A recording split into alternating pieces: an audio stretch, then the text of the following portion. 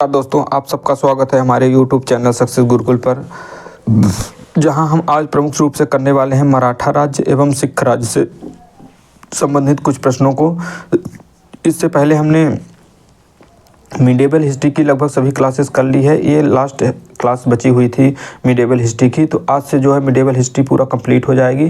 तो हमने जो अरब आक्रमण से प्रारंभ किया था मिडेवल हिस्ट्री को, वो लगभग यहाँ मराठा और सिख राज्य से पूरा कंप्लीट हो जाता है। तो अगर आपको कोई रिसेंटली एग्ज़ाम देना है तो रिवीजन की दृष्टि से जो है ये क्लासेस सभी इम्पोर्टेंट हैं। तो आप पूरे के पूरे जो सब्जेक्ट है इस हिस्ट्री का रिवीजन कर सकते हैं। इनिशिएंट हिस्ट्री के भी लगभग हमने पूरा कंप्लीट कोर्स करवा दिया है, तो उसको भी आप प्लेलिस्ट में जाकर देख सकते हैं। इसके बाद अब जो प्रारंभ करने वाले हैं नई क्लास, वो होगी आधुनिक भारत से संबंधित, तो उसे भी हम जल्दी से जल्दी इसको कंप्लीट करने का प्रयास करेंगे। तो अगर आपने आज हमारे चैनल में पहली बार विजिट किया है तो ज़रूर हमारे चैनल को सब्सक्राइब करें, क्योंकि हम लगातार आपको क्लासेस प्रोवाइड करते रहेंगे और आपकी तैयारी को बेहतर बनाने का प्रयास करते रहेंगे। तो यहाँ पास पहले दिया हुआ है जो मराठा राज्यवंश से उनसे संबंधित पीढ़ियों से संबंधित है, कौन किससे संबंधित है। तो सबसे पहले यहाँ से हम देख लेते हैं जो शिवाजी आते हैं। शिवाजी का जो शासनकाल होता है वो 1627 से 80 के बीच होता है। 1680 में शिवाजी की मृत्यु हो जाती है। इसके बाद जो है संभाजी 80 से 89 के बीच शासक बनते हैं, और संभाजी के बाद जो है वो राजा राम साहू बनते हैं, राजा राम बनाए जाते हैं 1689 से 1700 तक।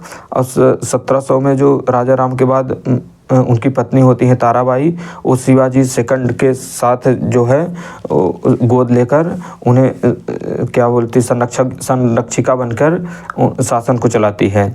इसके बाद शिवाजी सेकंड को क्या है, शिवाजी सेकंड का शासन काल रहता है 1707 में। 1707 में जैसे ही औरंगजेब की मृत्यु होती है तो क्या होता है कि जो साहू जी को कैद कर लिया गया था उनको छोड़ दिया जाता है मुगल दरबार से, और फिर बाद में इनके बीच क्या होता है उत्तराधिकार का युद्ध होता है, और जिसमें क्या है 16 शिवाजी का क्या होती है पराजय हो जाती है, और यहाँ से क्या है राजा राम सेकंड जो है प्रमुख शासक के रूप में स्थापित हो जाते हैं, और यहीं से क्या है जो पेशवा शासन है वो भी प्रारंभ हो जाता है।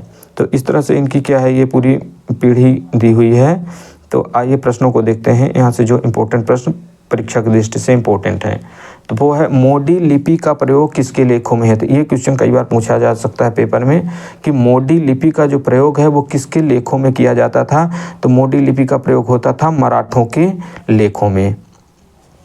सरंजामी प्रथा जो है किससे संबंधित है, तो ये भी पेपर में पूछा जा चुका है। सरंजामी प्रथा का संबंध है मराठा भू राजस्व प्रथा से। मराठा भू राजस्व प्रथा से संबंधित है कौन, सरंजामी प्रथा।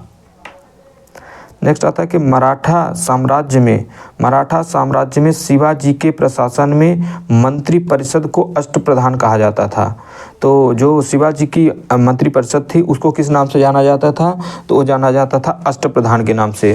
जबकि जो कृष्णदेवराय की एक मंत्री परिषद होती है उसे अष्टदिग्गज के नाम से जानते हैं। जबकि अष्टप्रधान किससे संबंधित है, तो ये महाराज शिवाजी से संबंधित है। शिवाजी अपनी राजधानी कहाँ स्थापित किए थे, तो शिवाजी अपनी राजधानी को स्थापित किए थे रायगढ़ में। रायगढ़ किसकी राजधानी है, तो रायगढ़ है शिवाजी की राजधानी। आगे आते हैं कि तृतीय आंग्ल मराठा युद्ध पेशवा किसके सामने समर्पण किया था। तो जब तीसरा आंग्ल मराठा युद्ध होता है जिसमें क्या होता है कि पेशवा के द्वारा समर्पण कर दिया जाता है अंग्रेज़ों के सामने। तो वो उस समय का जो अंग्रेज़ था वो था जॉन मैल्कम के समय क्या है पेशवा ने समर्पण किए थे तीसरे आंग्ल मराठा युद्ध के पश्चात।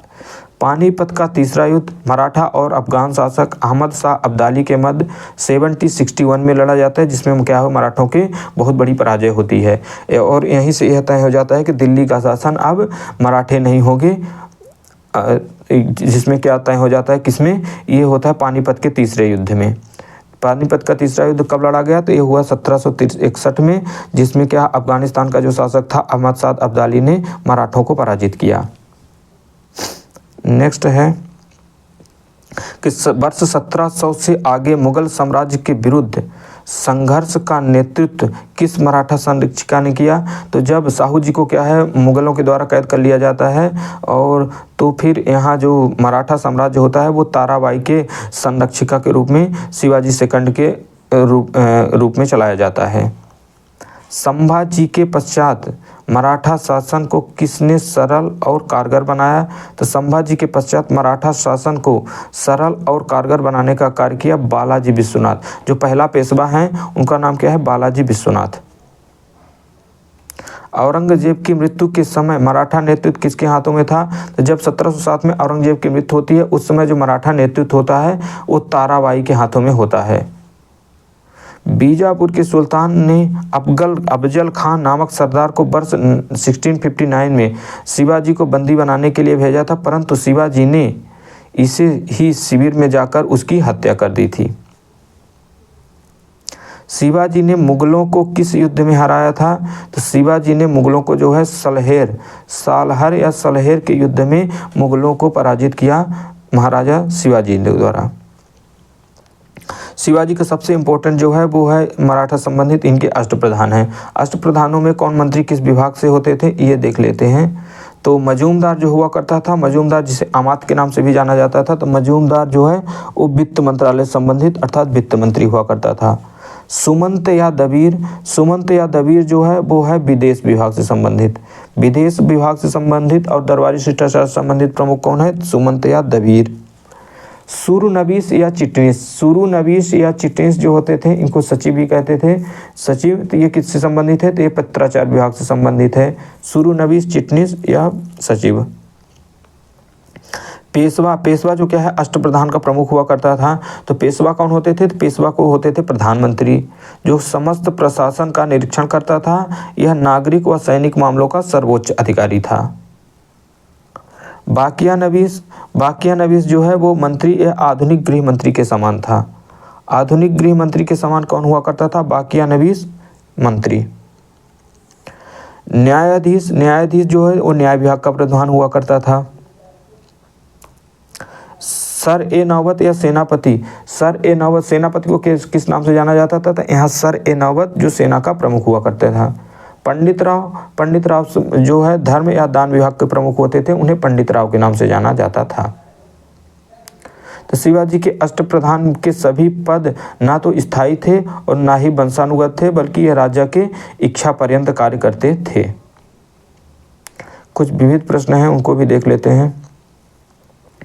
मयूर सिंहासन पर बैठने वाला अंतिम मुगल बादशाह कौन था? तो मयूर सिंहासन पर बैठने वाला जो अंतिम मुगल बादशाह है वो है मोहम्मद शाह रंगीला, जो कि 1739 में जब नादिर शाह का आक्रमण होता है उस समय मोहम्मद शाह रंगीला भारत का बादशाह था। और इसी के समय क्या है जो है नादिर शाह ये मयूर सिंहासन को उठा ले जाता है। नेक्स्ट है कि अंग्रेजों को बंगाल में शुल्क मुक्त व्यापार की सुविधा किस मुगल सम्राट ने प्रदान की थी? तो अंग्रेजों को बंगाल में शुल्क मुक्त व्यापार की जो सुविधा प्रदान की थी वो फर्रुखसियर के द्वारा एक दस्तावेज जारी किया गया था। नेक्स्ट है कश्मीर के शासक जैन उल आबदीन ने सर्वप्रथम जजिया कर समाप्त किया था। इसे कश्मीर का अकबर कहते हैं। तो कश्मीर का अकबर के नाम से कौन प्रसिद्ध है? तो वो है जैन उल आबदीन, जिसने क्या किया था? सर्वप्रथम जजिया कर को समाप्त किया था। किस स्थान को भारत का सिराज कहते हैं? तो भारत का सिराज के नाम से जाना जाता है जौनपुर को। जौनपुर जो कि उत्तर प्रदेश में है, इसको भारत का सिराज कहा जाता है। सिर ए अकबर महान रहस्य की रचना किसने की थी? तो सिर ए अकबर की रचना की गई थी दारा शिकोह के द्वारा। हैदराबाद का स्वतंत्र राज्य का संस्थापक कौन है?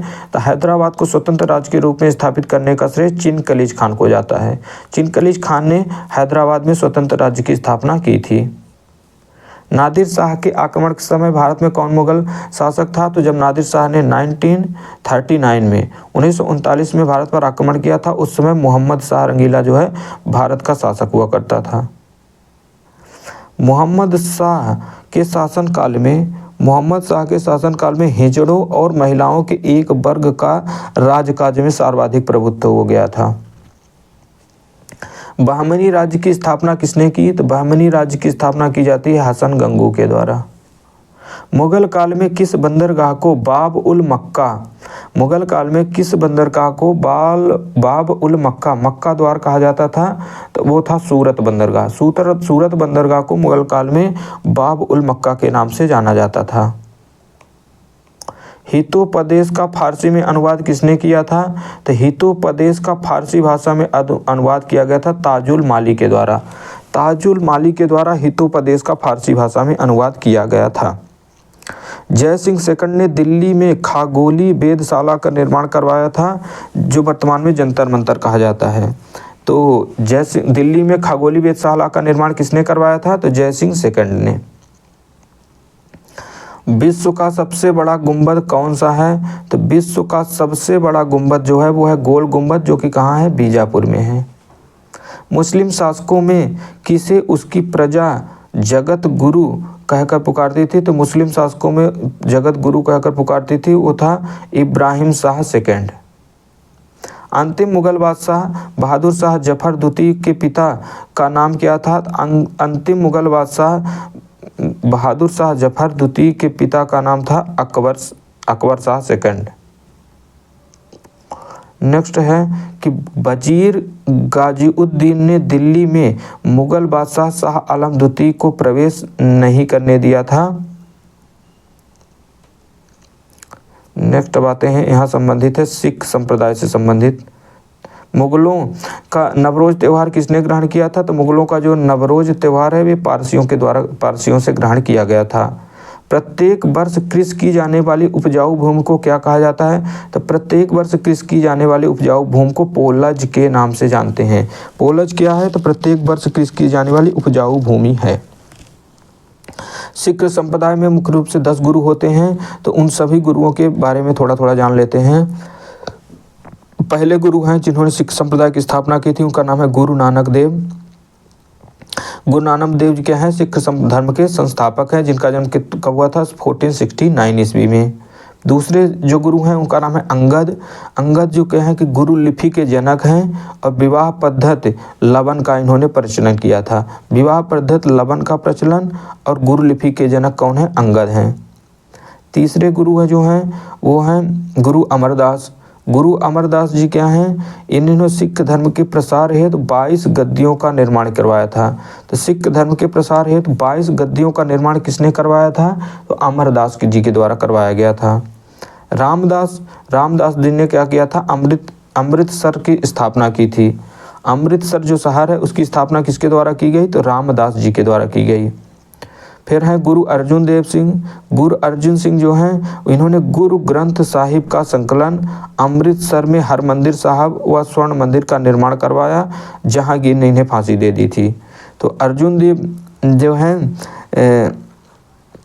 अर्जुन देव क्या है? गुरु ग्रंथ साहिब का संकलन किया इन्होंने। अमृतसर में हरमंदिर साहब जो स्वर्ण मंदिर है उसका निर्माण करवाया और जहांगीर ने के द्वारा इनको क्या है? फांसी की सजा दी गई थी। नेक्स्ट है हरगोबिंद सिंह। हरगोबिंद सिंह जो हैं ये 6वें गुरु हैं सिखों के, जिन्होंने क्या है? अकाल तख्त की स्थापना की थी। सिखों को एक योद्धा जाति के रूप में प्रशिक्षित किया था। तो अकाल तख्त की स्थापना किसके द्वारा की गई? जिन्होंने सिखों को एक योद्धा जाति के रूप में प्रशिक्षित करने का कार्य किया, तो वो थे हरगोबिंद सिंह। हर राय हैं 7वें सिख गुरु हैं हर राय, जिन्होंने क्या है? मुगलों के उत्तराधिकार युद्ध में भाग लिया और अपने पुत्र राम राय को मुगल दरबार में भेजा था। तो मुगलों के उत्तराधिकार युद्ध में किसने भाग लिया था? तो वो थे गुरु हर राय। हर राय के बाद हैं हरकिशन। हरकिशन की क्या है? अल्पवयस्क अवस्था में ही मृत्यु हो जाती है। 1661 में ये गुरु बनते हैं और 1664 में इनकी डेथ हो जाती है। 9वें गुरु होते हैं गुरु तेग बहादुर सिंह। गुरु तेग बहादुर सिंह जो है वो औरंगजेब के द्वारा इनको फांसी दे दी जाती है। नेक्स्ट है और अंतिम गुरु हैं गुरु गोविंद सिंह जी। गुरु गोविंद सिंह जो सिखों के 10वें और अंतिम गुरु हैं, जिनका जन्म पटना में हुआ था और इन्होंने खालसा पंथ की स्थापना की। तो खालसा पंथ की स्थापना किसके द्वारा की गई? तो खालसा पंथ की स्थापना गुरु गोविंद सिंह जी के द्वारा की जाती है। सिखों के लिए इन्होंने क्या है? 5 का अनिवार्य किए थे, जिनमें क्या थे? केस, कंघा, कृपाण, कच्छा और कड़ा। केश कंघा कृपाण कच्छा और कड़ा अनिवार्य किया। गुरु पद की समाप्ति की। यहीं से क्या है, गुरु ग्रंथ जो साहब है उसे ही गुरु ग्रंथ साहब को ही गुरु घोषित कर दिया गया। एक इंपॉर्टेंट पॉइंट यहाँ लास्ट में और है, सिखों के जो चौथे गुरु रामदास हैं उनको अकबर द्वारा जो 500 बीघा जमीन दी गई थी उसी पर क्या है, अमृतसर नगर की स्थापना की जाती है। तो ये सिखों से संबंधित सभी इंपॉर्टेंट प्रश्न हो जाते हैं। तो हिस्ट्री की क्लास, अब मिडेवल हिस्ट्री की क्लासेस कंप्लीट हो चुकी हैं। अब कल से हम क्लास प्रारंभ करेंगे आधुनिक भारत का इतिहास। तो आज की क्लास में बस आप सभी को इतना ही। नेक्स्ट क्लास में हम फिर से जल्द कल हाजिर हो जाएंगे। तब तक के लिए आप सभी को बहुत बहुत